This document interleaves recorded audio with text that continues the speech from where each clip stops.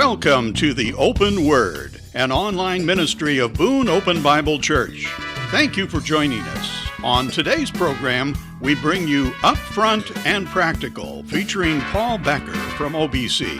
And now, here's Paul. Welcome to Upfront and Practical. What was the purpose of miracles in the Bible? Well, we're going to find out.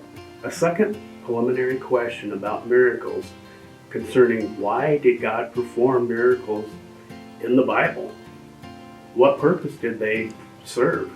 Well, it might be good, and maybe it's just attempting to think about there are miracles recorded throughout the Bible, but that is not the case. Miracles are mostly clustered around three distinct time periods.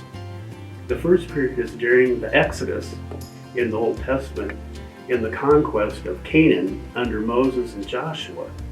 The second period is during the ministries of Elijah and Elisha, and the final period is during the ministry of Jesus and his apostles.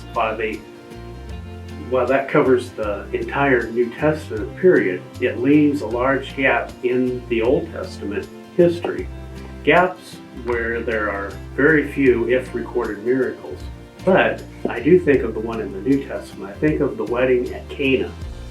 The servants obeying Jesus' order to fill up the large pots with water and miraculously turned it into rich tasting wine, John 2:6. That wine represents Christ's redeeming blood. In the Old Testament, God uses Moses to turn the river of water into blood as a sign of judgment. Now, in contrast, Jesus turned the water into wine to introduce God's new covenant. Through the miraculous act, he was signaling the purifying rituals will only cleanse the outer self, not the deepest core of your heart or soul. Jesus' cleansing blood is needed to accomplish that in you and in me. In each of these times, God was demonstrating his presence in a powerful way, especially during the time of Moses and of Jesus. With Moses, God works to free the Jewish slaves and transform them into a nation. And with Jesus, the miracles are intended to prove that Jesus was from God to establish his church. In both cases, God is showing that the work being done is not of men, but is of God. The miracles during the ministry of Elijah and Elisha are not in the establishment of the people of God, but they do happen in the context of a call of God's people back to worship with the one true God. I know of no scriptural reason why God would not or could not perform miracles today. He is still a sovereign God.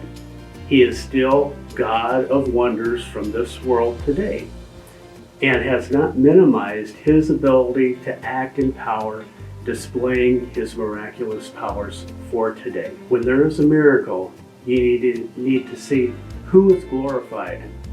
If God is glorified, then I believe it is a true miracle of God, and it is something that needs to be weighed out. God will never glorify anyone but himself. I believe that the miracles that Jesus performed still holds true today. As Hebrews 13:8 says, Jesus is the same yesterday, today, and forever.